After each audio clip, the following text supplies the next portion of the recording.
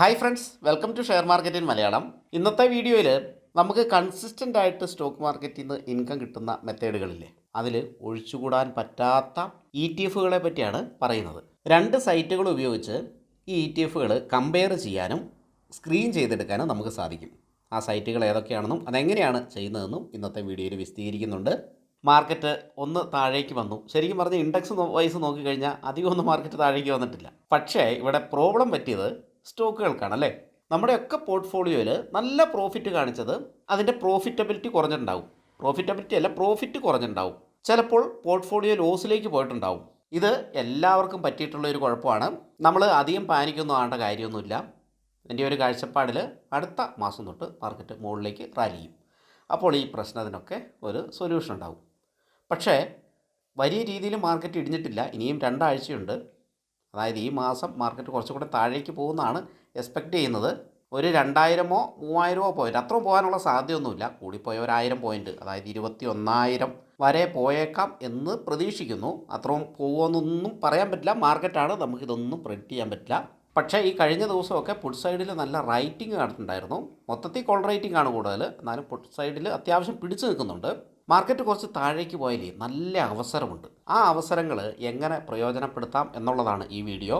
നമ്മൾ സ്റ്റോക്കിൽ specially small ക്യാപ്പിലും mid ക്യാപ്പിലും കൂടുതൽ കോൺസെൻട്രേറ്റ് ചെയ്യുന്നതുകൊണ്ടാണ് ആ മേഖലയിൽ ഒരു ക്രാഷ് വരുമ്പോൾ, നിഫ്റ്റി 50-ലൊന്നും വലിയ ക്രാഷ് വന്നിട്ടില്ല. 500 പോയിൻറ്റ് താഴേക്ക് പോകുകയെന്ന് പറഞ്ഞാൽ വലിയൊരു താഴെ പോലൊന്നുമല്ല. അതൊക്കെ മാർക്കറ്റ് സ്വാഭാവികമല്ലേ. മറിച്ച് സ്മോൾ ക്യാപ്പിലും മിഡ് ക്യാപ്പിലും നമ്മുടെ അലോക്കേഷൻ കൂടി. അത് നമ്മുടെ കുറ്റമല്ല, നിങ്ങളുടെ കുറ്റമോ എൻ്റെ കുറ്റമോ ഒന്നുമല്ല.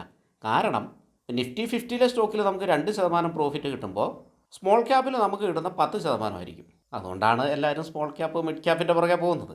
ഇടിയുമ്പോഴും അങ്ങനെ തന്നെ. നിഫ്റ്റി 50 ഒരു 2% ഇടിയുമ്പം സ്മോൾ ക്യാപ്പ് 10% ഇടിയും. മുകളിലേക്ക് പോകുമ്പോൾ ഈ പ്രോഫിറ്റൊക്കെ എടുത്ത് ആസ്വദിച്ച് നമ്മൾ താഴേക്ക് പോകുമ്പോഴും അത് അക്സെപ്റ്റ് ചെയ്തേ പറ്റൂ. മാർക്കറ്റ് താഴേക്ക് വരുമ്പോൾ നമ്മുടെ ഓപ്പർച്യൂണിറ്റി എന്താണെന്ന് വെച്ചാൽ, നമ്മളിപ്പോൾ ഒരു കൃഷി ചെയ്യുകയാണെങ്കിൽ ഇപ്പോൾ വിതയ്ക്കുന്ന സമയമാണ്. ഈ സമയത്ത് വിതയ്ക്കേണ്ടത് സ്റ്റോക്കുകളിലല്ല, പകരം ഇൻഡെക്സുകളിലാണ്. അപ്പോൾ അതിൽ നമുക്ക് വിതയ്ക്കാനായിട്ടുള്ള ഒരു മാർഗ്ഗമാണ് ഇ ടി എഫുകൾ. ഇൻഡെക്സ് ഉണ്ട്, തീമാറ്റിക് ബേസ്ഡ് ആയിട്ടുള്ള ഇ ടി എഫുകളുണ്ട്. നിഫ്റ്റി 50-ൽ തന്നെ ഇൻവെസ്റ്റ് ചെയ്യുന്ന ഇ ടി എഫുകളുണ്ട്. സ്മോൾ ക്യാപ്പിൽ ഇൻവെസ്റ്റ് ചെയ്യുന്നതുണ്ട്, മിഡ് ക്യാപ്പിൽ ഇൻവെസ്റ്റ് ചെയ്യുന്നുണ്ട്. അതൊന്നിൽ കൂടുതലുണ്ട്. സ്വർണ്ണത്തിൽ ഇൻവെസ്റ്റ് ചെയ്യുന്നുണ്ട്. ഗോൾഡിൻ്റെയൊക്കെ പ്രൈസ് കണ്ടായിരുന്നോ?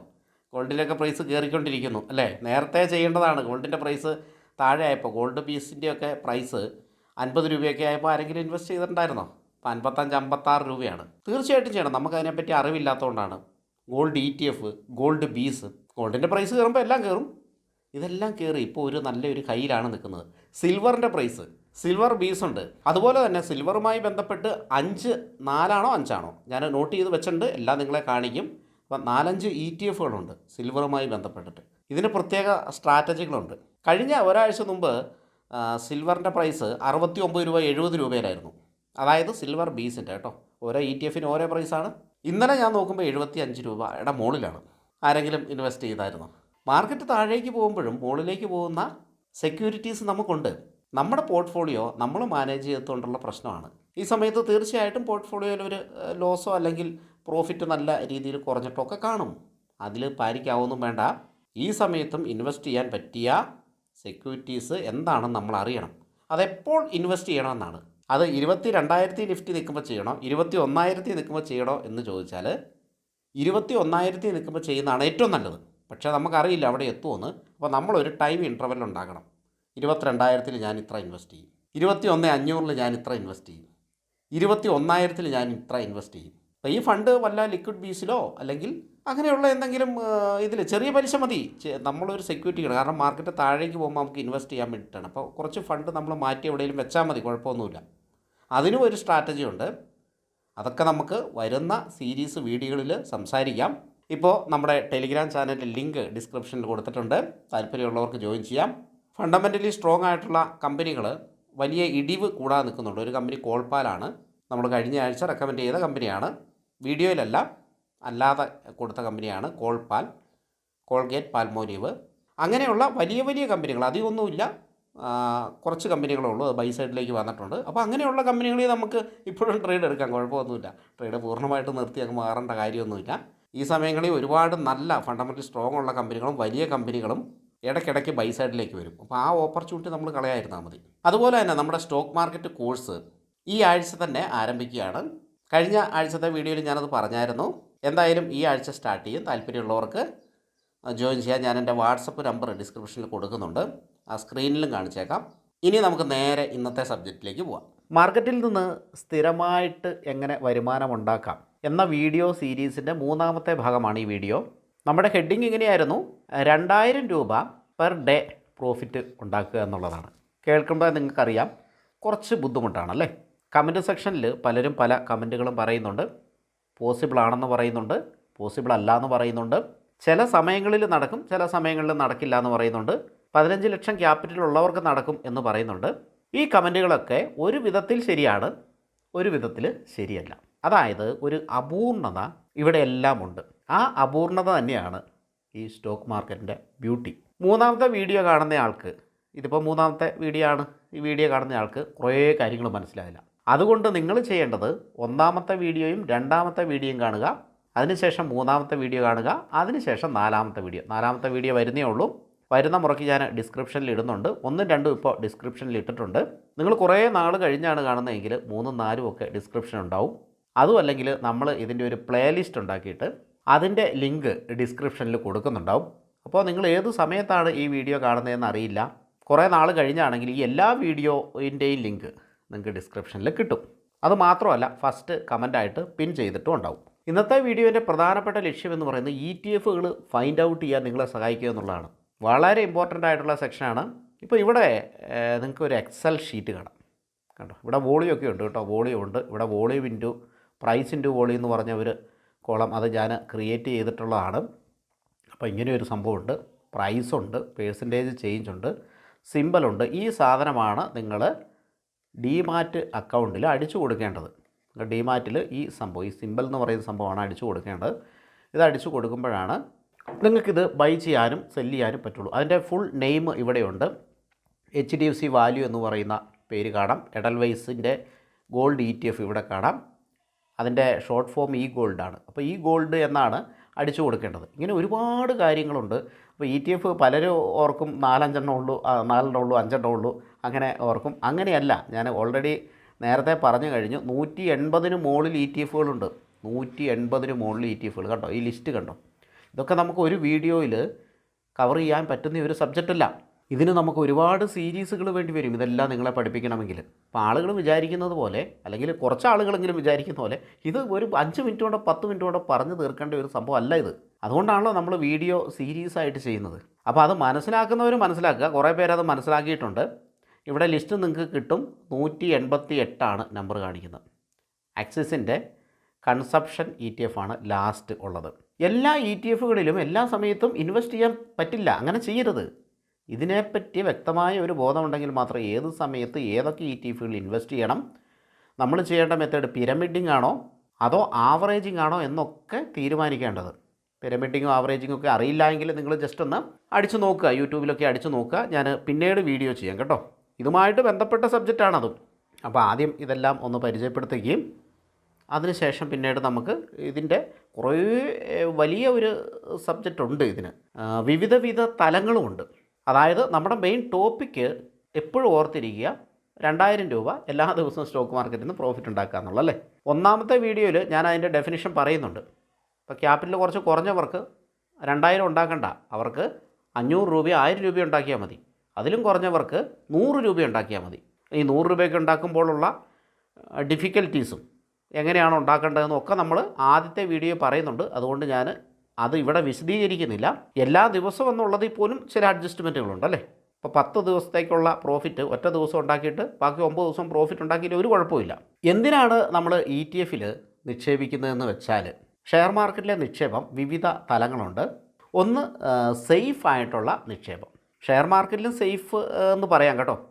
സേഫ് ആയിട്ടുള്ളതുകൊണ്ട് റിസ്ക് ആയിട്ടുള്ളതുകൊണ്ട്. അപ്പോൾ ഞാൻ അതൊന്ന് വിശദീകരിക്കാം ഈ വീഡിയോയിൽ. പിന്നെ കുറച്ചും കൂടെ പോകുമ്പോഴത്തേനും സേഫറായിട്ടുള്ള നിക്ഷേപം, സേഫിനെ കഴിഞ്ഞും കൂടുതൽ കുറച്ചും കൂടെ സേഫ്റ്റി ഉണ്ട് സേഫറിന്. ഇനി പിന്നെ മുന്നോട്ട് പോകുമ്പോൾ സേഫസ്റ്റ് ആയിട്ടുള്ള നിക്ഷേപം. ഇനിയിപ്പോൾ പുറകോട്ട് പോവുകയാണ്. പുറകോട്ട് പോയാൽ റിസ്കി ആയിട്ടുള്ള നിക്ഷേപം. ഇതിൽ റിസ്കി ആയിട്ടുള്ള നിക്ഷേപമാണ് ശരിക്കും പറഞ്ഞാൽ സ്റ്റോക്ക് മാർക്കറ്റിലെ ട്രേഡിങ്ങുകൾ. ഏതൊക്കെ വരും അത്? ഇൻട്രാഡേ വരും, ഓപ്ഷൻ വരും, പിന്നെ ഫ്യൂച്ചർ ഒക്കെ ഉണ്ട്. ഇൻട്രാഡേ ഓപ്ഷന് നമുക്ക് മെയിനായിട്ടും കണക്ക് കൂട്ടാം. ഫ്യൂച്ചറിനൊക്കെ ഒരുപാട് ക്യാഷ് വേണമല്ലോ. അപ്പോൾ ഫ്യൂച്ചർ നമ്മൾ ഈ ഒരു സബ്ജക്റ്റിൻ്റെ ഏറ്റവും അവസാനത്തേക്ക് മാറ്റി വെക്കുകയാണ്. ഫ്യൂച്ചർ ഇപ്പോൾ ചെയ്യണ്ട, ബിഗിനേഴ്സോ അല്ലെങ്കിൽ ആരെങ്കിലും ആണെങ്കിൽ ചെയ്യണ്ട. ഞാൻ ചെയ്യുന്നുണ്ട്, നിങ്ങളിപ്പോൾ ചെയ്യണ്ട. കാരണം വളരെ റിസ്ക്കിയാണ്. അപ്പോൾ ഈ റിസ്ക്കി തന്നെ നമ്മൾ കുറച്ചും കൂടെ മുന്നോട്ട് പോകുമ്പോൾ റിസ്കിയസ്റ്റ് എന്ന് എഴുതാൻ പറ്റും. അപ്പോൾ റിസ്കിയസ്റ്റ് നിക്ഷേപത്തിൽ അല്ലെങ്കിൽ ട്രേഡിങ്ങിൽ, നിക്ഷേപമല്ല, ഫ്യൂച്ചറും ഓപ്ഷനും ഒക്കെ ശരിക്കും പറഞ്ഞാൽ ട്രേഡിംഗ് ആണ്, നിക്ഷേപമല്ല അത്. അപ്പോൾ റിസ്കിയസ്റ്റ് ആയിട്ടുള്ള ട്രേഡിങ്ങുകളിൽ ഏറ്റവും ഡേഞ്ചറസ് ആയിട്ട് അല്ലെങ്കിൽ ഏറ്റവും റിസ്ക്കി ആയിട്ട് എനിക്ക് തോന്നുന്നത് ഫ്യൂച്ചറും ഓപ്ഷൻ അത്ര തോന്നുന്നില്ല കേട്ടോ. ഓപ്ഷൻ അത്ര തോന്നുന്നില്ല. കാരണം ഫ്യൂച്ചർ ചെയ്യണമെങ്കിൽ തന്നെ 1.5 ലക്ഷം രൂപ വേണം. ഇപ്പോൾ 1 ലക്ഷം 1.5 ലക്ഷം രൂപ വേണം. അപ്പോൾ നമുക്ക് ചെറിയ ഒരു പോയിൻ്റ് മാറുമ്പോൾ തന്നെ വലിയ ലോസും വലിയ പ്രോഫിറ്റും അതിൽ കാണും. അത് സാധാരണ നോർമലി ഒരാൾക്ക് മാനേജ് ചെയ്യാൻ പറ്റില്ല. അപ്പോൾ വലിയ പ്രോഫിറ്റ് കണ്ട ഒരാൾക്ക് അത് വിഷയമല്ല. അതുകൊണ്ട് ഫ്യൂച്ചറിൻ്റെ കാര്യം അവിടെ നിൽക്കട്ടെ, നമ്മളങ്ങോട്ട് പോകുന്നില്ല. പിന്നീടുള്ളത് ഓപ്ഷനാണ്, പിന്നീടുള്ളത് ഇൻട്രാഡേ ആണ്. ഇൻട്രാഡേ ഓക്കെയാണ്, അതുപോലെ ഓപ്ഷനും ഓക്കെയാണ്. സാധാരണക്കാർക്ക് ചെറിയൊരു പൈസ വെച്ച് ചെയ്യാൻ പറ്റും ഇൻട്രാഡേയും ഓപ്ഷനും. പക്ഷേ ഇത് റിസ്കി കാറ്റഗറിയിൽ വരും, അല്ലെങ്കിൽ റിസ്കിയർ കാറ്റഗറിയിൽ വരും. അപ്പോൾ ഈ ഒരു ട്രേഡിംഗ് മെത്തേഡ്സും, അതായത് റിസ്കി ആയിട്ടുള്ള മെത്തേഡ്സും ഉപയോഗിച്ച് തന്നെയാണ് നമ്മൾ ഈ പ്രോഫിറ്റ് ജനറേറ്റ് ചെയ്യുന്നത്. എന്നാൽ ഇത് നമ്മൾ ആദ്യം ചെയ്യുന്നേ ഇല്ല.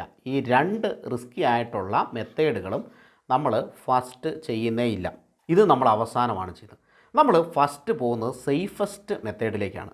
സേഫസ്റ്റിൽ നിന്ന് ലാഭം കിട്ടിയതിന് ശേഷം നമ്മൾ സേഫർ മെത്തേഡിലേക്ക് പോകും. സേഫറിൽ നിന്നും നമ്മൾക്ക് ലാഭം കിട്ടിയതിന് ശേഷം നമ്മൾ സേഫ് മെത്തേഡിലേക്ക് പോകും. സേഫിൽ നിന്നും നമുക്ക് ലാഭം കിട്ടിയതിന് ശേഷം നമ്മൾ റിസ്കി മെത്തേഡിലേക്ക് പോകും. ഇങ്ങനെ സ്റ്റോക്ക് മാർക്കറ്റിൽ ആരൊക്കെ പോകുന്നുണ്ട് നിങ്ങളൊന്ന് കമൻറ്റ് ചെയ്യുക.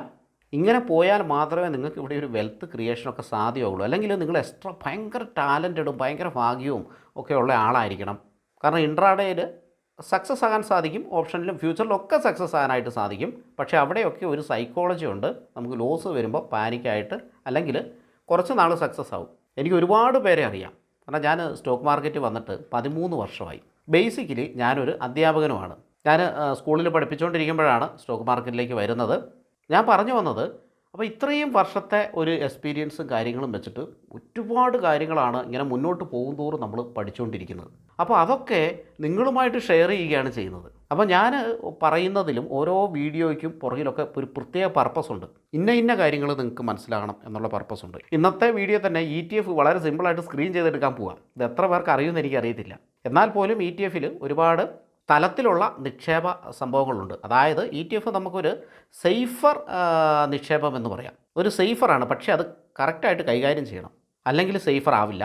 അപ്പോൾ സേഫർ രീതിയിൽ ഇതെങ്ങനെ ചെയ്യാമെന്നുള്ളത് ഈ വീഡിയോയിൽ കുറേ കാര്യങ്ങൾ പറയുന്നുണ്ട്.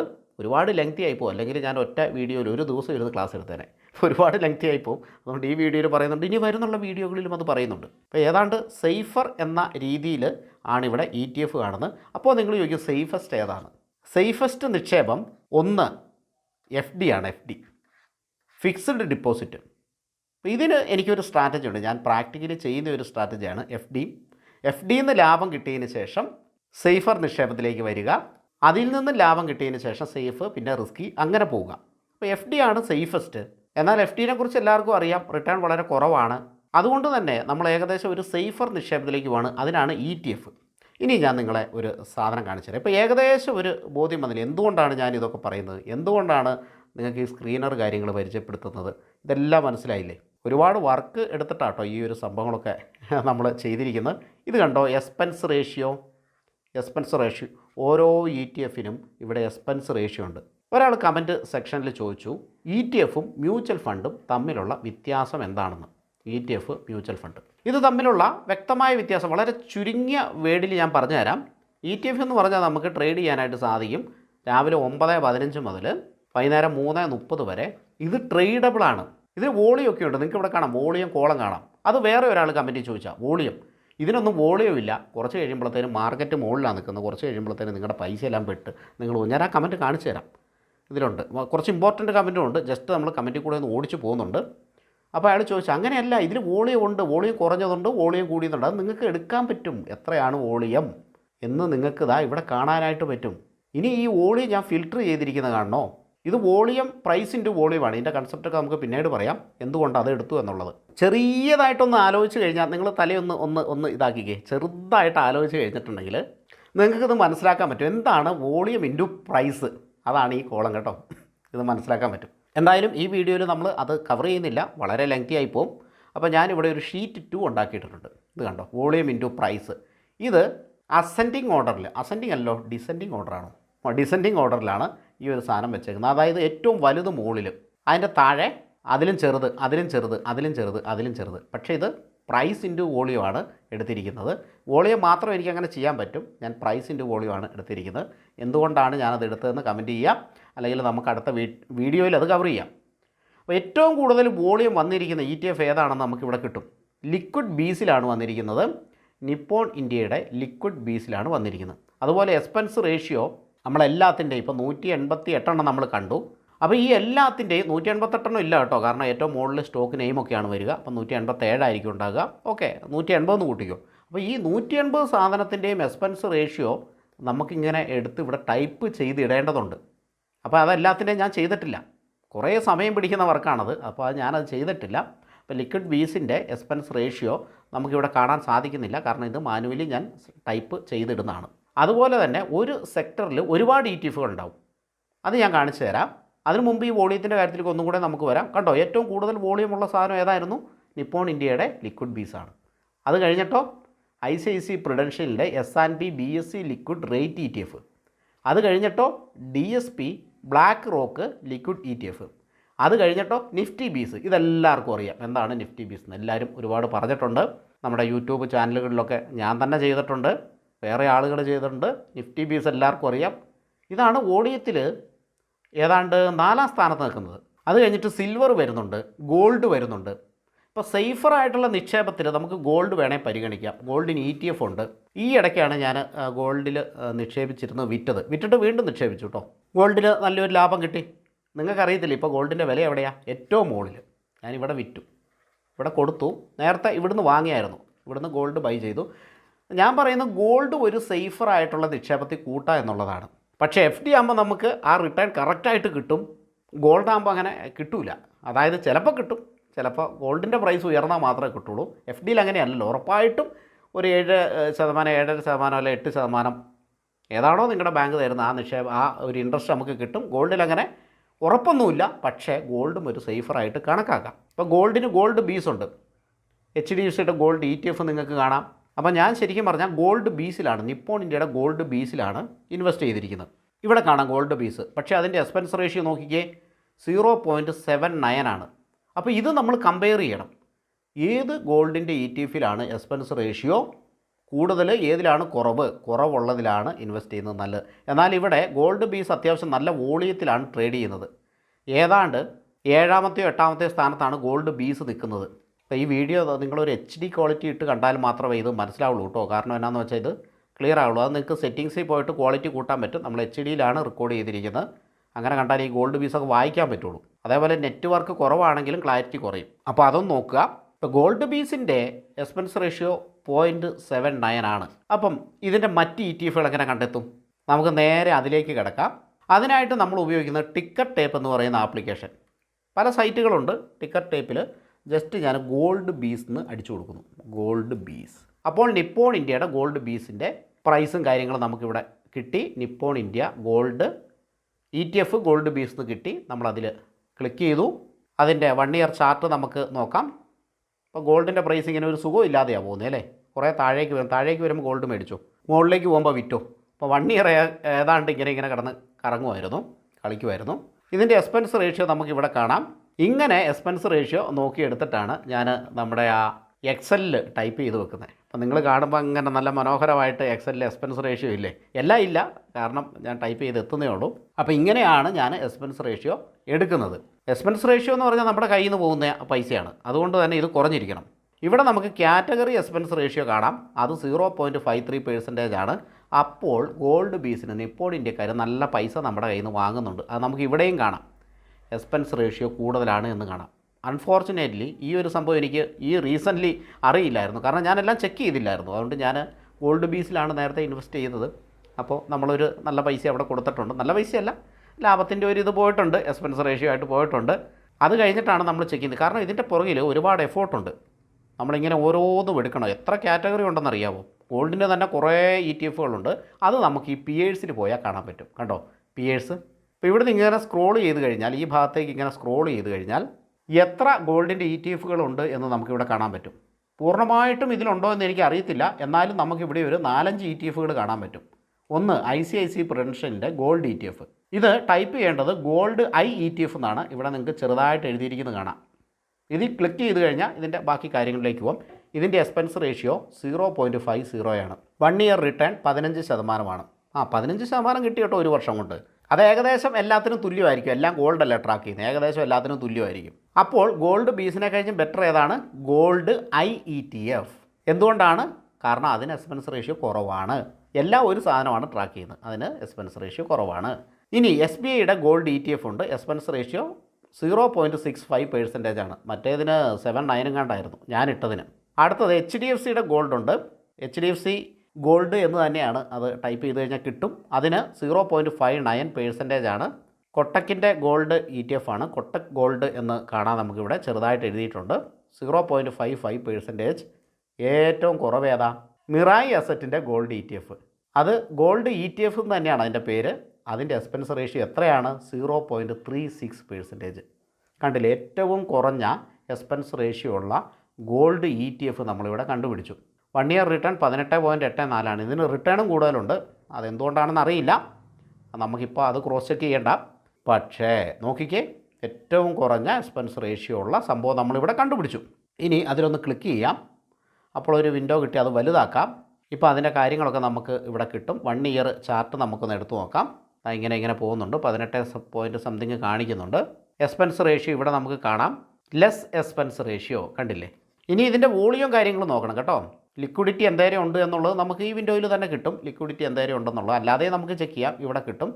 ഇവിടെ നോക്കിക്കേ, ഹൈ ലിക്വിഡിറ്റി ഉണ്ട് ഇതിന്. Average daily traded value of the ETF is high. Liquidity high ആണ്, അപ്പോൾ വോളിയം ഉണ്ട്. കാറ്റഗറി എക്സ്പെൻസ് റേഷ്യോനെ കഴിഞ്ഞ് കുറവ് നമുക്കിവിടെ കാണാം. കാറ്റഗറി ഇതാണ്, ഇതിൻ്റെ എക്സ്പെൻസ് റേഷ്യോ ഇതാണ്. ഇനി കുറേ കാര്യങ്ങൾ വേണമെങ്കിൽ ചെക്ക് ചെയ്യാം കേട്ടോ. എൻട്രി പോയിൻറ്റിൽ ഇൻസഫിഷ്യൻറ്റ് ഡേറ്റ കാണിക്കുന്നുണ്ട്. പക്ഷേ അത് ചിലപ്പോൾ എന്തെങ്കിലും കാരണങ്ങൾ കൊണ്ടായിരിക്കാം. അതായത് ലിക്വിഡിറ്റിയുടെ പ്രശ്നം ഉണ്ടെങ്കിലാണ് അങ്ങനെ കാണിക്കുക. NAVയുടെ അങ്ങനെയാണ് കാണിക്കുക. ഇനിയിപ്പോൾ ലൈവ് മാർക്കറ്റിൽ നോക്കിയാൽ നമുക്കറിയാം വലിയ പ്രശ്നമൊന്നും വരാനില്ല, ഗോൾഡല്ലേ, വലിയ പ്രശ്നങ്ങളൊന്നും വരാനില്ല. അപ്പോൾ നമ്മൾ അതൊക്കെ ഒന്ന് ചെക്ക് ചെയ്യണം. പിന്നെ നല്ല വോളിയം ഉള്ളത് കണ്ടുപിടിക്കാനുള്ള മെത്തേഡ് നമുക്ക് വേറെ ഉണ്ട്. അതുകൊണ്ട് അങ്ങനെ പേടിക്കേണ്ട കാര്യമൊന്നുമില്ല. ഇപ്പോൾ നിങ്ങൾക്കൊരു പുതിയ അറിവ് കിട്ടിയില്ലേ? ഇത് എത്ര പേർക്കറിയാം? ഒരുപാട് പേർക്ക് അറിയുമെന്ന് ഞാൻ പ്രതീക്ഷിക്കുന്നില്ല. ഇതെല്ലാം നമുക്ക് ഡെയിലി സ്റ്റോക്ക് മാർക്കറ്റിൽ നിന്ന് പ്രോഫിറ്റ് കിട്ടാനായിട്ട് ഈ അറിവുകളൊക്കെ നമുക്ക് സഹായിക്കും. ജസ്റ്റ് നമ്മൾ കമൻറ്റ് സെക്ഷനിലേക്ക് ഒന്ന് പോകുന്നുണ്ട്, അതിനുശേഷം നമ്മൾ സ്ക്രീനറിലേക്ക് പോവുകയാണ്. അപ്പോൾ കമൻറ്റിൽ അത്യാവശ്യം നമ്മൾ എല്ലാ കമൻറ്റിനും റിപ്ലൈ കൊടുത്തു കഴിഞ്ഞു കേട്ടോ. പഴയ 1-2 കമൻറ്റിൽ കൊടുക്കാൻ പറ്റിയിട്ടില്ല, എനിക്ക് ഏതോ സ്റ്റോക്കാണ് അവർ ചോദിച്ചത്. ഇതിൽ ഒരു കമൻറ്റ് കണ്ടില്ലേ, daily profit is not possible, it will depend on capital. Capital ഉണ്ടെങ്കിൽ പ്രോഫിറ്റ് കൂടുമെന്നാണ് അദ്ദേഹം പറയുന്നത്. അപ്പോൾ ക്യാപിറ്റലിനെ ഡിപ്പെൻഡ് ചെയ്തിട്ടല്ല ശരിക്കും പറഞ്ഞാൽ പ്രോഫിറ്റ് ഉള്ളത്. ശരിക്കും പറഞ്ഞാൽ ഇൻട്രാഡേ നന്നായിട്ട് ചെയ്യുന്നു, നല്ല സക്സസ് റേഷ്യോ ഉള്ള ഒരു സ്ട്രാറ്റജി ഉണ്ട്, നല്ല പൊസിഷൻ സൈസ് ചെയ്തിട്ട് ചെയ്യാൻ ഒരാൾക്കറിയാം. അയാൾക്ക് ഒരു ദിവസം 1% പ്രോഫിറ്റ് ജനറേറ്റ് ചെയ്യാൻ പറ്റുന്നു. ഇൻട്രാഡേയിൽ കൂടി പറ്റുന്നു എന്ന് വിചാരിച്ചോളൂ, 1%. ഓക്കെ, അപ്പോൾ ഒരു 2 ലക്ഷം രൂപ 2 ലക്ഷം രൂപയുടെ ട്രേഡ് അയാൾ എടുത്തു കഴിഞ്ഞാൽ അതിൻ്റെ 1% എന്ന് പറയുന്നത് 2000 രൂപയാണ്. നമ്മുടെ സബ്ജക്റ്റ് എന്താണ്? 2000 രൂപ ഒരു ദിവസം പ്രോഫിറ്റ് ഉണ്ടാക്കാൻ സാധിക്കും എന്നുള്ള സബ്ജക്റ്റ്. അപ്പോൾ 2 ലക്ഷം രൂപ ഉപയോഗിച്ച് ട്രേഡ് ചെയ്താൽ ഇതിന് അയാൾ 2 ലക്ഷം മുടക്കണ്ട. ഏകദേശം നിങ്ങളുടെ കയ്യിൽ ഒരു 40 to 50,000 കൂട്ടിക്കോ. 50,000 നിങ്ങളുടെ കയ്യിലുണ്ട് എങ്കിൽ ലീവറേജ് കിട്ടും, ഇൻട്രാഡേക്ക് ലീവറേജ് കിട്ടും. 2 ലക്ഷത്തിന് ട്രേഡ് നിങ്ങൾക്ക് എടുക്കാം, 2-ന് മുകളിൽ എടുക്കാം, കുറച്ചും കൂടെ കൂടുതൽ എടുക്കാം. അപ്പോൾ 2 ലക്ഷം കൂട്ടിക്കോ, 2 ലക്ഷത്തിന് ട്രേഡ് എടുക്കാം. അപ്പോൾ 50,000 രൂപ ക്യാപിറ്റൽ ഉള്ള ഒരാൾക്ക് 1% പ്രോഫിറ്റ് ഇൻട്രാഡേ കൂടെ നേടാൻ സാധിക്കുന്നുണ്ട് എങ്കിൽ അദ്ദേഹത്തിന് 2 ലക്ഷത്തിൻ്റെ ട്രേഡ്, ഒറ്റ ട്രേഡ്, ഒരു സിംഗിൾ ട്രേഡ് എടുക്കുകയും അദ്ദേഹത്തിന് ഈ 2000 രൂപ ഉണ്ടാക്കാൻ സാധിക്കുകയും ചെയ്യും. ഇനി 1% എടുക്കാൻ പറ്റുന്നില്ല, നിങ്ങൾക്ക് 0.5% എടുക്കാൻ പറ്റുന്നുള്ളൂ, അതായത് 0.5% എടുക്കാൻ പറ്റുന്നുള്ളൂ എങ്കിൽ 2 ട്രേഡ് ചെയ്താൽ മതി. ഇതേപോലത്തെ 2 ട്രേഡ് ചെയ്ത് കഴിഞ്ഞാൽ 1% എടുക്കാൻ പറ്റും. ഓക്കെ, പിന്നെ കുറച്ച് ചാർജൊക്കെ വരും. അപ്പോൾ 1 എന്നുള്ള ഒരു 1.25% കൂട്ടുക നമ്മുടെ ചാർജെല്ലാം മാറ്റിയതിന് ശേഷമേ. അപ്പോൾ ഇങ്ങനെ 2 ട്രേഡ് എടുത്തു കഴിഞ്ഞാൽ പോലും നിങ്ങൾക്ക് ഈ 2000 രൂപ സമ്പാദിക്കാനായിട്ട് സാധിക്കും. അപ്പോൾ അവിടെ ക്യാപിറ്റൽ അല്ല, അയാളുടെ കഴിവാണ് അല്ലേ, അയാളുടെ കഴിവാണ്. കാരണം 50,000 രൂപ വെച്ചിട്ടാണ് അയാൾ ഇത് സാധിക്കുന്നത്. വേറെ ഒരാൾ പറഞ്ഞത് 15 ലക്ഷം രൂപയുണ്ടെങ്കിൽ ഇത് സാധിക്കുമെന്നാണ് അല്ലേ. അങ്ങനെ ആളുകൾ പല അഭിപ്രായമാണ്, കുഴപ്പമില്ല, ഇതൊന്നും തെറ്റോ കാര്യങ്ങളോ അല്ല. ഇതൊക്കെ കുറേയൊക്കെ ശരിയാണ്, കുറേയൊക്കെ ശരിയല്ല. ഇതാ വേറെ ഒരാൾ കമൻറ്റ് ചെയ്തേക്ക് നോക്കുക, മാർക്കറ്റ് ടോപ്പിലാണ്, ഇതിൽ ലിക്വിഡിറ്റി കുറവാണ്, പെടും. കണ്ടോ, പെടും, ലിക്വിഡിറ്റി കുറവാണ്. ഞാൻ നിങ്ങളെ ഓൾറെഡി കാണിച്ചു തന്നു, നല്ല ലിക്വിഡിറ്റി ഉള്ള സാധനങ്ങൾ ഇതിൽ നമുക്ക് എടുക്കാനായിട്ട് സാധിക്കും. അപ്പം ഇദ്ദേഹം പറയുന്നത് പൂർണ്ണമായിട്ട് ശരിയാണോ? ലിക്വിഡിറ്റി കുറഞ്ഞ സാധനമുണ്ട്, ഇല്ല എന്നല്ല, ലിക്വിഡിറ്റി കുറഞ്ഞതുണ്ട്. എന്നാൽ ഇദ്ദേഹം പറയുന്നത് പൂർണ്ണമായിട്ടും ശരിയല്ലോ, ലിക്വിഡിറ്റി കൂടിയതുകൊണ്ട് നമുക്ക് ലിക്വിഡിറ്റി കൂടിയ ETF-കളിൽ ഇൻവെസ്റ്റ് ചെയ്യാനായിട്ട് പറ്റും. അപ്പോൾ ഞാൻ അദ്ദേഹത്തിന് റിപ്ലൈ കൊടുത്തിരിക്കുന്നത് നിഫ്റ്റി 10,000 വരുമ്പോൾ വാങ്ങാമെന്നാണ് അദ്ദേഹത്തിന് റിപ്ലൈ കൊടുത്തിരിക്കുന്നത്. നിഫ്റ്റി 10,000 വരുമോ അറിയില്ല അല്ലേ, നമുക്കറിയില്ല, ഫ്യൂച്ചർ നമുക്ക് പ്രെഡിക്റ്റ് ചെയ്യാൻ പറ്റില്ല. പക്ഷേ വരാനുള്ള സാധ്യത ഒരു 90% ഇല്ല, അതാണ് കുഴപ്പം. മാർക്കറ്റ് ടോപ്പിലാണ് എന്ന് അദ്ദേഹം പറയുന്നത് എന്തുകൊണ്ടാണ്, എന്ത് ബേസിലാണ് പറയുന്നത്? കാരണം 2-3 വർഷം മുമ്പ് ഞാൻ നോക്കുമ്പോൾ മാർക്കറ്റ് 15,000-ലായിരുന്നു, ചാർട്ട് നോക്കിയാൽ അറിയാം. ഇപ്പോൾ മാർക്കറ്റ് 22,000-ന് മുകളിലാണ്. ഈ 15,000-ലായിരുന്നപ്പം ഞാൻ പറഞ്ഞതും അല്ലെങ്കിൽ ഇതുപോലെ കമൻറ്റ് ഇട്ട ആൾക്കാർ പറഞ്ഞതും അന്ന് മാർക്കറ്റ് ടോപ്പിലായിരുന്നു എന്നാണ്. എന്തിനൊരു 5-6 വർഷം മുമ്പാണ് തോന്നുന്നു, 5-6 വർഷം മുമ്പ്. ആ ഡേറ്റ നോക്കിയാൽ അറിയാം, ഡേറ്റ നമുക്ക് എടുക്കാൻ പറ്റും, സമയക്കുറവുകൊണ്ട് എടുക്കുന്നില്ല. ആ സമയത്ത് മാർക്കറ്റ് 10,000-ലായിരുന്നു, 10,000-ൽ. ഇപ്പോൾ മാർക്കറ്റ് 22,000-ന് മുകളിലാണ്. ഈ 10,000-ലായിരുന്നപ്പം ആളുകൾ പറഞ്ഞ മാർക്കറ്റ് ടോപ്പിലാണെന്നാണ്. അങ്ങനെയാകുമ്പോൾ ഇപ്പോഴോ ഇതിനെന്ത് പറയും? ഇത് ടോപ്പല്ലേ? ഓക്കെ, ഈ ടോപ്പിൽ നിന്നാണ് ഈ ടോപ്പിലേക്ക് പോയത്, ഇനി ഈ ടോപ്പിൽ നിന്ന് അടുത്ത ടോപ്പിലേക്ക് പോകും. അങ്ങനെ നോക്കുമ്പോൾ മാർക്കറ്റ് എപ്പോഴും ടോപ്പിലാണ്. മാർക്കറ്റ് ഒരു ഹൈ പോയതിന് ശേഷം ഒരു 10-2,000 പോയിൻറ്റ്, 2,000-3,000 പോയിൻറ്റ് ഇടിഞ്ഞ് താഴെ നിൽക്കുമ്പോൾ അപ്പോഴാണ് ഇങ്ങനെയുള്ള ആളുകൾ പറയുന്നത് ഇത് ബോട്ടത്തിലാണ്, അല്ലെങ്കിൽ ഓക്കെ മാർക്കറ്റ് കുറച്ച് താഴെയാണെന്ന് പറയുന്നത്. അപ്പോൾ എത്രത്തോളം താഴെ പോകും നമുക്കറിയത്തില്ല, ഇൻവെസ്റ്റ് ചെയ്യാൻ പറ്റില്ല. ഇനിയും മാർക്കറ്റ് താഴെ പോകും, ഇനിയും പോകും.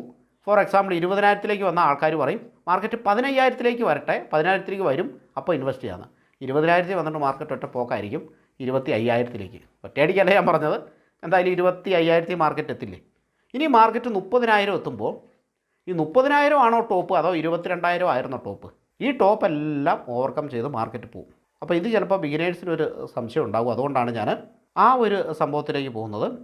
ഇതിൻ്റെ ലിക്വിഡിറ്റിയും കാര്യങ്ങളൊക്കെ നമുക്ക് കണ്ടുപിടിക്കാൻ പറ്റില്ല. അപ്പോൾ നിങ്ങൾ ഒരു കാര്യം ചെയ്യാം, വീഡിയോ മൊത്തമായിട്ടും സീരീസ് 1, 2, 3 അത് 3ാമത്തെ ആയിട്ടുള്ളൂ, ഇനിയും വരുന്നുണ്ട്. ഒരുപാട് കൊട്ടക്കണക്കിന് നോളജാണ് ഇനി ഉള്ളത്. ഈ നോളജ് ഉണ്ടെങ്കിൽ മാത്രമേ അത് നമുക്ക് ക്യാഷായിട്ട് കൺവേർട്ട് ചെയ്യാൻ പറ്റുള്ളൂ. അപ്പോൾ അത് കാണുക കേട്ടോ.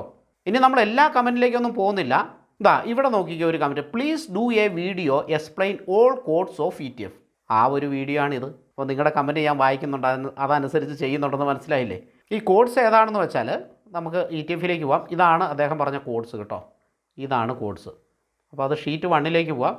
HDFC value, gold, BSL gold ETF, HDFC next 50. അപ്പോൾ ഇതൊക്കെയാണ് അദ്ദേഹം പറഞ്ഞ ആ കോഡ്. അത് നമുക്ക് വെബ്സൈറ്റിലോ എവിടെയെങ്കിലും നമുക്ക് പിന്നീട് അതൊന്ന് ശരിയാക്കാം. അല്ല, നിങ്ങൾക്ക് ഇത് എടുക്കുന്നത് ഞാൻ കാണിച്ചു തരാം. അപ്പോൾ പിന്നെ വിഷയമില്ലല്ലോ, എങ്ങനെ എടുക്കാമെന്നുള്ളത് കാണിച്ചു തരാം. ഇനി എൻ്റെ ഓർമ്മ ശരിയാണെങ്കിൽ എല്ലാ കമൻറ്റും ഞാൻ നോക്കിയതാണ്. ഇനിയും ഒരുപാട് കമൻറ്റുകളുണ്ട്. പക്ഷേ നിങ്ങൾക്ക് ഉപകാരപ്പെടുന്ന എന്തെങ്കിലും കമൻറ്റ് ഉണ്ടോ എന്നാണ് ഞാൻ നോക്കുന്നത്. ഇവിടെ 2-3 കമൻറ്റുകൾ അത്ര ഒരു പക്വത കുറവുള്ള കമൻറ്റാണോ അതോ അവർ പുതിയതായിട്ട് മാർക്കറ്റിൽ വന്ന ആളാണോ? ജസ്റ്റ് ഞാനൊന്ന് വായിക്കാം. സാർ, നഷ്ടം മാർക്കറ്റിൻ്റെ ഭാഗമാണ്. അങ്ങനെ നഷ്ടം വരാതെ ട്രേഡ് ചെയ്യാൻ പറ്റുമോ? ഒരു സേഫസ്റ്റ് കമ്പനിയിൽ ഇൻവെസ്റ്റ് ചെയ്താൽ പോലും ചെറിയ ഒരു പോസിബിലിറ്റി ഇല്ലേ? നഷ്ടം ഭയക്കുന്നവരല്ലേ വലിയ നഷ്ടം വരുത്തി വയ്ക്കുന്നത്. 1 മാസം കൊണ്ട് ട്രേഡിംഗ് പഠിക്കാൻ പറ്റുമോ? സാർ, മിനിമം 4 വർഷമെങ്കിലും വേണ്ടേ? ഫണ്ടമെൻ്റൽ അനാലിസിസ് തന്നെ ഒരു 6 മാസം എടുക്കില്ലേ? പിന്നെ ടെക്നിക്കൽ മൈൻഡ് സെറ്റ് ശരിയാക്കാൻ 2 വർഷത്തിന് മുകളിൽ വരില്ലേ? 90% ആളുകളും പെട്ടെന്ന് കാശുണ്ടാക്കാനാണ് വരുന്നത്, എന്നിട്ട് കയ്യിലുള്ള കാശ് കളയും. ആരും ലോങ് ടേം ചിന്തിക്കാറേയില്ല. ഓക്കെ, ഈ കമൻറ്റിൽ കുറേ കാര്യങ്ങൾ അദ്ദേഹം പറയുന്നുണ്ട്. പിന്നെ ഈ വർഷക്കണക്കും മാസക്കണക്കും അത് ഡിപ്പെൻസ് ആണ് കേട്ടോ. എല്ലാവർക്കും അത്രയും സമയം വേണമെന്നില്ല, ചിലവർക്ക് ആ സമയം പോരാന്ന് വരും. പിന്നെ സേഫായിട്ട് ട്രേഡ് ചെയ്യുക, സേഫായിട്ട് ക്യാഷ് ഉണ്ടാക്കുക എന്നുള്ള ഉദ്ദേശത്തോടു കൂടി തന്നെയാണ് ഞാൻ ഈ വീഡിയോ പ്രിപ്പയർ ചെയ്യുന്നത്. അതുകൊണ്ടാണ് ആദ്യം നിങ്ങളെ ഇൻട്രാഡേയിലേക്ക് കൊണ്ടുപോകാത്തത്. ഉള്ളതിൽ സ്റ്റോക്ക് മാർക്കറ്റിൽ ഉള്ള സേഫ് മെത്തേഡുകളിൽ കൂടെ ആദ്യം കൊണ്ടുപോയി അതിൽ നിങ്ങൾ ഇൻവെസ്റ്റ് ചെയ്ത് അതിൽ നിന്ന് ലാഭം ഉണ്ടാക്കിയതിന് ശേഷം റിസ്ക് ആയിട്ടുള്ളതിലേക്ക് വരിക എന്ന് ഞാൻ പറയുന്നതിന് കാരണം അതാണ്. ഓക്കെ, അപ്പം ഇതൊക്കെ ഓരോരുത്തരുടെ ഒരു മൈൻഡ് സെറ്റാണ്. ഇതിൽ ശരിയുണ്ടാകാം, ഇതിൽ തെറ്റും ഉണ്ടാകാം. അപ്പോൾ ഇതൊന്നും പൂർണ്ണമായിട്ട് തെറ്റോ ശരിയോ അങ്ങനെയൊന്നും പറയാൻ പറ്റില്ല. ഓരോരുത്തരും ഓരോ കാഴ്ചപ്പാടിലാണ് മാർക്കറ്റിനെ കാണുന്നത്. അതേപോലെ അടുത്ത ഒരു കമൻറ്റ്, ETF ഫണ്ട്സ് എത്ര ദിവസം അക്കൗണ്ടിൽ കീപ്പ് ചെയ്യണം? ഇന്ന് വാങ്ങിച്ച് ഇന്ന് കൊടുക്കാൻ പറ്റുമോ? അതുപോലെ മ്യൂച്വൽ ഫണ്ട് അതിന് നമ്മൾ കൊടുത്തിട്ടുണ്ട്. എത്ര നാൾ വേണമെങ്കിലും കീപ്പ് ചെയ്യാം കേട്ടോ. ഇന്ന് വാങ്ങിച്ച് ഇന്നും കൊടുക്കാനായിട്ട് സാധിക്കും. ഇനി നമുക്ക് മ്യൂച്വൽ ഫണ്ടും ETF-ഉം തമ്മിലുള്ള വ്യത്യാസം പ്രധാനമായിട്ടും ഞാൻ പറയാമെന്ന് പറഞ്ഞില്ലേ, ഒരു വ്യത്യാസവും കൂടിയുണ്ട്. അതെന്താണെന്ന് വെച്ചാൽ ഈ എക്സ്പെൻസ് റേഷ്യോ ETF-ൽ കുറവായിരിക്കും കേട്ടോ, മ്യൂച്വൽ ഫണ്ടിൽ അത് കൂടുതലായിരിക്കും. എക്സ്പെൻസ് റേഷ്യോ ഇവിടെ നിങ്ങൾക്ക് കാണാം, ഇത് ETF കുറവായിരിക്കും, മ്യൂച്വൽ ഫണ്ടിൽ കൂടുതലായിരിക്കും. അതുപോലെ തന്നെ മ്യൂച്വൽ ഫണ്ടിൻ്റെ NAV കാൽക്കുലേറ്റ് ചെയ്യുന്നത് ഒരു ദിവസത്തെ അവസാനമാണ്. NAV എന്ന് പറഞ്ഞാൽ അതിൻ്റെ പ്രൈസ് ഇതാ ഇവിടെ കാണാം. പ്രൈസ് ഇതെപ്പോഴാണ് കാൽക്കുലേറ്റ് ചെയ്യുന്നത്? ദിവസത്തിൻ്റെ അവസാനമാണ്. ദിവസം വൺ ടൈം, ഒരു പ്രാവശ്യം മാത്രമേ മ്യൂച്വൽ ഫണ്ടിൻ്റെ വില മാറുന്നുള്ളൂ. നമുക്ക് ട്രേഡ് ചെയ്യാനായിട്ട് സാധിക്കില്ല. അതേസമയം ETF ഒരു മ്യൂച്വൽ ഫണ്ട് തന്നെയാണ്. എക്സ്ചേഞ്ച് ട്രേഡഡ് ഫണ്ട് എന്ന് പറയും. ETF മ്യൂച്വൽ ഫണ്ട് തന്നെയാണ്. പക്ഷേ ETFൻ്റെ വില ഈ പറയുന്ന പോലെ 9:15 മുതൽ വൈകുന്നേരം 3:30 വരെ, മാർക്കറ്റുള്ള സമയത്ത് 3:30 വരെ അതിൻ്റെ ഇത് മാറിക്കൊണ്ടിരിക്കും. അപ്പോൾ നമുക്ക് ട്രേഡബിളാണ്, വേണ്ട ഇൻട്രാഡേ ട്രേഡ് വരെ ചെയ്യാം, വിഷയമൊന്നുമില്ല കേട്ടോ. അപ്പോൾ അതാണ് പ്രധാനമായിട്ടുമുള്ള പ്രത്യേകത. അതുപോലെ തന്നെ ഒരു മ്യൂച്വൽ ഫണ്ട് പല കാറ്റഗറിയിലുണ്ടെന്ന് നമ്മൾ പറഞ്ഞു കഴിഞ്ഞു. സിൽവറിൻ്റെ ഞാൻ സേവ് ചെയ്ത് വെച്ചിട്ടുണ്ട്. സിൽവർ, ഇനി ഗോൾഡിൻ്റെ ഒക്കെ അതിനൊക്കെ സമയം പിടിക്കും. സിൽവറിൻ്റെ 1, 2, 3, 4 അതിൻ്റെ എക്സ്പെൻസ് റേഷ്യോ ഒന്നിന് 0.51 ഉണ്ട്, ഒന്നിന് 0.55, ഒന്നിന് 0.45, ഒന്നിന് 0.37. അങ്ങനെ എക്സ്പെൻസ് റേഷ്യോ ഒക്കെ മാറി മാറി വരുന്നുണ്ട്. 37 ഉള്ളത് ആദിത്യ ബിർള സൺ ലൈഫിൻ്റെ സിൽവർ ETF ആണ്. കണ്ടില്ലേ? അപ്പോൾ ഇങ്ങനെയൊക്കെ നമ്മൾ ട്രാക്ക് ചെയ്യണം കേട്ടോ. വോളിയൊക്കെ അത്യാവശ്യം ഉള്ളതാണ്. വോളിയം കുറഞ്ഞതുകൊണ്ട്, വോളിയം കൂടിയതുകൊണ്ട്, വോളിയൊക്കെ ഇത് അത്യാവശ്യം ഉള്ളതാണ്. ഇനി നമുക്ക് സ്ക്രീനറിലേക്കും പോയിട്ട് ഒരറിവും കൂടി നിങ്ങൾക്ക് തരാം. ഇതൊരു ഭയങ്കര അറിവ് കേട്ടോ. ഇപ്പോൾ ഞാൻ എടുത്തിരിക്കുന്ന ചാർട്ടിംഗ് ആണ്. ചാർട്ടിങ്ങിൻ്റെ ഒക്കെ വീഡിയോ നമ്മൾ ചെയ്തിട്ടുണ്ട്. ചാർട്ടിങ്ങിലാണ് നമ്മൾ സ്ക്രീനേഴ്സും കാര്യങ്ങളും ഒക്കെ ഒരുപാട് ഉപയോഗിക്കുന്നത്. ഇപ്പം ഇതൊക്കെ ഞാൻ ക്രിയേറ്റ് ചെയ്തേക്കുന്ന സ്ക്രീനറാണ്. ഇത് തന്നെ 10-14 പേജ് ഉണ്ട് കേട്ടോ. ഇതൊക്കെ നമ്മൾ സ്റ്റോക്ക് പിക്ക് ചെയ്യാൻ വേണ്ടിയിട്ട് ഉപയോഗിക്കുന്ന സ്ക്രീനേഴ്സാണ്. ഇതിൽ പ്രധാനപ്പെട്ട സ്ക്രീനേഴ്സ് നിങ്ങൾക്ക് സ്റ്റോക്ക് മാർക്കറ്റിൻ്റെ കോഴ്സിൽ കിട്ടും, അതിൽ ഉൾപ്പെടുത്തിയിട്ടുണ്ട്. ഇപ്പോൾ ഒരു പുതിയ സ്ക്രീനർ നമ്മൾ ക്രിയേറ്റ് ചെയ്യാൻ പോവാണ്. ക്രിയേറ്റ് സ്കാൻ എന്ന ഭാഗത്ത് ക്ലിക്ക് ചെയ്തു. ഇവിടെ just open greater than number, ഇവിടെ 20 ഡിഫാൾട്ടായിട്ട് വരും. ഞാൻ 1 കൊടുത്തു കേട്ടോ.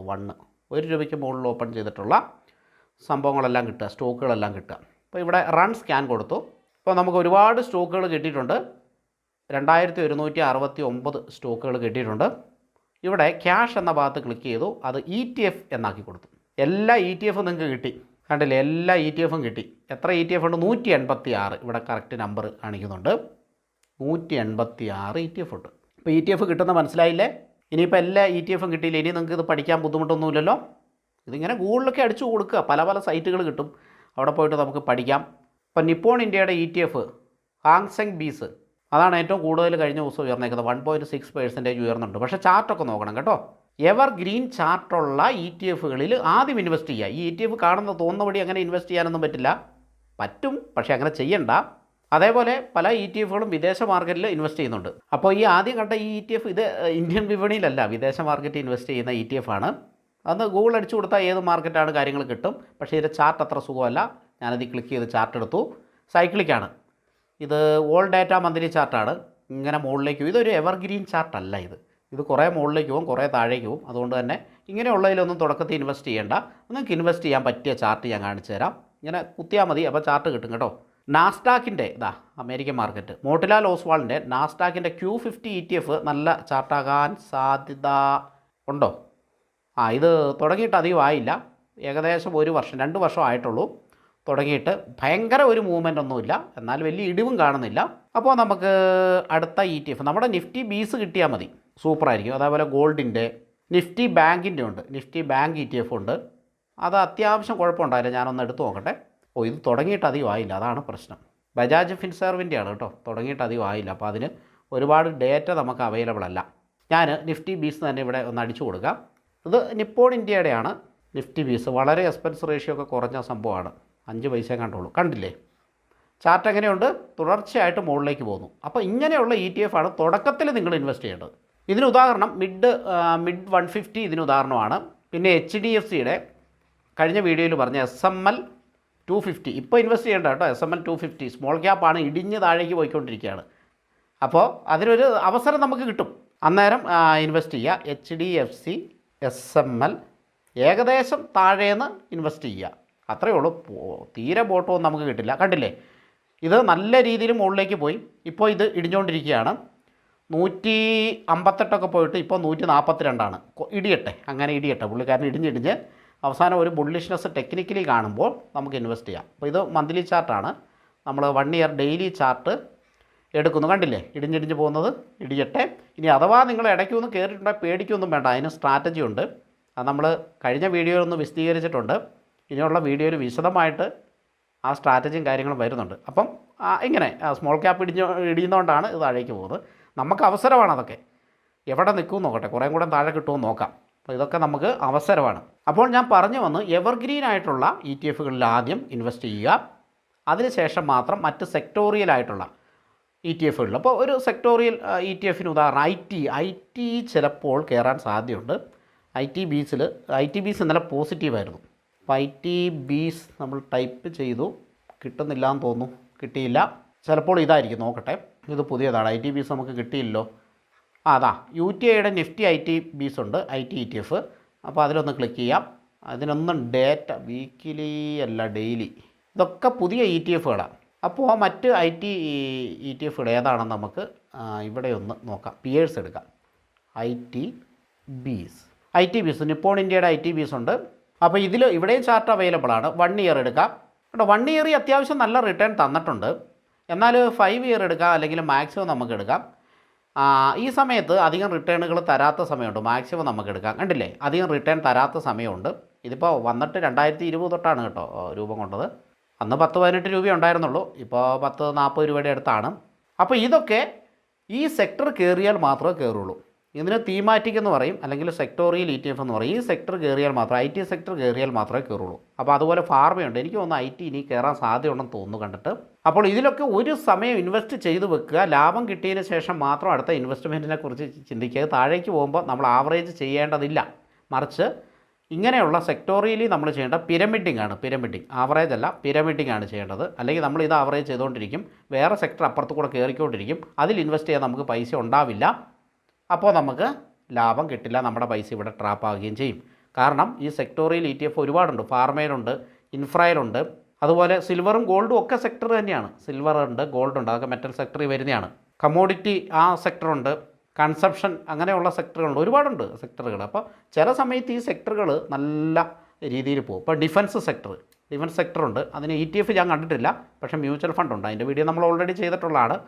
അത്യാവശ്യം നല്ല രീതിയിൽ റിട്ടേണിലാണ് ആളുകൾ നിൽക്കുന്നത്. പക്ഷേ ലൈഫ് ടൈം അത് ചെയ്യാൻ പറ്റുമോ? ആ സെക്ടർ എപ്പോഴും കയറുമോ? എപ്പോഴും കയറില്ല, അല്ലേ? എപ്പോഴും കയറില്ല. അപ്പോൾ അതിൽ പിരമിഡിങ് ചെയ്യാം, ആവറേജിങ് ഒരിക്കലും ഈ സെക്ടോറിയൽ ETF-ൽ ചെയ്യരുത്. എന്തായാലും ഇന്നത്തെ വീഡിയോയിൽ ഉറപ്പായിട്ട് നിങ്ങൾക്ക് ഒരുപാട് അറിവുകൾ കിട്ടിയിട്ടുണ്ട്. പക്ഷേ ഞാൻ കുറച്ച് വിശദീകരിച്ചാണ് പറയുന്നത്. ഇതിങ്ങനെ പറഞ്ഞാൽ മാത്രമേ ഇതും കൊണ്ട് പ്രയോജനം ഉണ്ടാവുള്ളൂ. ചുമ്മാ എന്തെങ്കിലും പറഞ്ഞു പോയിട്ട് ഞാൻ ഉദ്ദേശിച്ച ഒരു പ്രയോജനം നിങ്ങൾക്ക് കിട്ടില്ല. ഇത് വീഡിയോ ലെങ്തി ആക്കാൻ വേണ്ടി പറയുന്നതല്ല. കാരണം ഇത് നിങ്ങൾ ക്യാഷ് ഇട്ട് കളിക്കുന്നതാണ്. നിങ്ങളുടെ ക്യാഷാണ് ഇടുന്നത്. അപ്പോൾ നിങ്ങൾ ഇത് നന്നായിട്ട് പഠിച്ചിട്ടിട്ടാൽ മതി, അല്ലെങ്കിൽ ഇടണ്ട. ഇപ്പോൾ ഗാംബ്ലിങ് ചെയ്യുന്ന ആൾക്കാരുണ്ട്. സ്റ്റോക്ക് മാർക്കറ്റിൽ 95% ആൾക്കാരും ക്യാഷ് ഉണ്ടാക്കുന്നില്ലെന്ന് പറയുന്നില്ലേ? ചിലപ്പോൾ അത് 90% ആയിരിക്കും. 95 ഞാൻ വായിച്ചു, 90 കൂട്ടിക്കോളൂ. 90% ആൾക്കാരും പൈസ ഉണ്ടാക്കുന്നില്ല. അവർ പൈസ ബാക്കിയുള്ള 10% ആൾക്കാർക്ക്, അല്ലെങ്കിൽ 5% ആൾക്കാർക്ക് ഇവരുടെ പൈസ കൊടുത്തിട്ടാണ് പോകുന്നത്. അപ്പോൾ അങ്ങനെയുള്ള ആൾക്കാർ, മെജോറിറ്റി ആൾക്കാരും പറയുന്നത് എന്താണ്? വീഡിയോ ഉപകാരപ്പെട്ടില്ല, എന്തൊക്കെയോ പറയുകയാണ്, ലെങ്തി ആക്കി, ഇങ്ങനെ പറയുന്നവരാണ് ഈ 90% ആൾക്കാരും. ഇവർക്ക് എന്താണ് വേണ്ടത്? ഇവർക്ക് വേണ്ടത് 10 രൂപ വരെയുള്ള സ്റ്റോക്ക് അടുത്ത ആഴ്ച 1000 ആകും. അങ്ങനെയുള്ള വീഡിയോ ആണ് വേണ്ട. അടുത്ത ആഴ്ച കൊണ്ടാവില്ല, നമുക്ക് സർക്യൂട്ട് ലിമിറ്റൊക്കെ ഉണ്ട്. ഞാൻ പറഞ്ഞ, അല്ലെങ്കിൽ ഒരു വർഷം കൊണ്ട് 1000 രൂപയാവും. 10 രൂപ വരെയുള്ള സ്റ്റോക്ക് ഒരു വർഷം കൊണ്ട് 1000 രൂപയാവും. അങ്ങനത്തെ വീഡിയോ ആണ് ഈ 90% ആൾക്കാർക്ക് വേണ്ടത്. ഇങ്ങനത്തെ വീഡിയോ ചെയ്ത് എനിക്ക് വ്യൂവും കിട്ടും. പക്ഷേ ബാക്കിയുള്ള ഈ 10% ആൾക്കാർക്ക് വേണ്ടത് ശരിക്കും പറഞ്ഞാൽ സ്റ്റോക്ക് മാർക്കറ്റ് എഡ്യൂക്കേഷനാണ്. അപ്പോൾ ഈ 10% ആൾക്കാർ എണ്ണത്തിൽ കുറവാണ്, എനിക്ക് വ്യൂവും കുറവാണ്. നമ്മളൊരു സാറ്റിസ്ഫാക്ഷന് വേണ്ടിയാണ് ചെയ്യുന്നത്. തീരെ വ്യൂ കുറയുമ്പോൾ നമ്മളും എന്ത് ചെയ്യും? സബ്ജക്റ്റ് മാറ്റി പിടിക്കും. തീരെ വ്യൂ കുറയുമ്പോൾ പിന്നെ ഇതൊരു പാഷനായിട്ടാണല്ലോ ചെയ്യുന്നത്. അതുകൊണ്ട് തന്നെ ഇങ്ങനെയുള്ള സബ്ജക്റ്റുകൾ ഞാൻ വളരെ തുലവുമാണ് ചെയ്യുന്നത്. വളരെ കുറവാണ് ചെയ്യുന്നത്. സീരിയസ് ആയിട്ടുള്ള സബ്ജക്റ്റുകൾ, ഇതുപോലുള്ള സബ്ജക്റ്റുകൾ, ഇതിലും സീരിയസ് ആയിട്ടുള്ള കണ്ടൻറ് ഉണ്ട്. അതൊന്നും ഇട്ടാൽ ഒരു മനുഷ്യനും കാണാൻ ഉണ്ടായില്ല. ഈ 10%-ത്തിൽ തന്നെ 1% ആൾക്കാരും വല്ലതും കാണുള്ളൂ. അപ്പോൾ അതുപോലത്തെ കണ്ടൻറ് ഞാൻ ഇടാത്തതാണ്. എന്തിനാണ് വെറുതെ ഇടുന്നത്? വളരെ എഫക്റ്റീവായിട്ടുള്ള മെത്തേഡുകളും കാര്യങ്ങളും ഉണ്ട്. അപ്പോൾ നിങ്ങൾക്ക് ഏത് സബ്ജക്റ്റ് വേണം നിങ്ങൾ തന്നെ തീരുമാനിക്കുക, കമൻറ്റ് ചെയ്യുക. അതുപോലെ തന്നെ നമ്മുടെ ഗ്രൂപ്പിൻ്റെ ലിങ്ക് കൊടുത്തിട്ടുണ്ട്. കോഴ്സിൽ താല്പര്യമുള്ളവർക്ക് വരാം. എപ്പോഴും കോഴ്സില്ല, ഓൾറെഡി പറഞ്ഞേക്കാം. എനിക്ക് തോന്നുമ്പോഴൊക്കെയാണ് ഞാൻ ചെയ്യുള്ളൂ. വർഷത്തിൽ 1-2 ഒക്കെയാണ് ചെയ്യാറുള്ളത് സാധാരണഗതിയിൽ. അതും ഈ പറയുന്ന സീരിയസ് ആയിട്ടുള്ള ആൾക്കാർക്ക്. എല്ലാവരെയും നമ്മൾ എടുക്കുക പോലുമില്ല. നമുക്കൊരു ചാറ്റ് ചെയ്യുമ്പോഴൊക്കെ അറിയാലോ. അപ്പോൾ നമുക്ക് സാറ്റിസ്ഫൈ ചെയ്യേണ്ട ആൾക്കാരെ മാത്രമേ നമ്മൾ എടുക്കുകയുള്ളൂ. അപ്പോൾ ഇത്രയേ ഉള്ളൂ. അപ്പോൾ എന്തായാലും ഫിൽറ്ററും കാര്യങ്ങളൊക്കെ ചെക്ക് ചെയ്യുക. നിങ്ങൾക്ക് പറ്റുന്ന പോലെ അറിവ് ഗാദർ ചെയ്യാം. ഈ വിഷയത്തിൽ ഇനി ഒരുപാട് സെഗ്മെൻറ്റുകളിലേക്ക് നമുക്ക് പോകാനുണ്ട്. അതൊക്കെ അടുത്ത വീഡിയോകളിൽ നമുക്ക് ചെയ്യാം. Happy investing.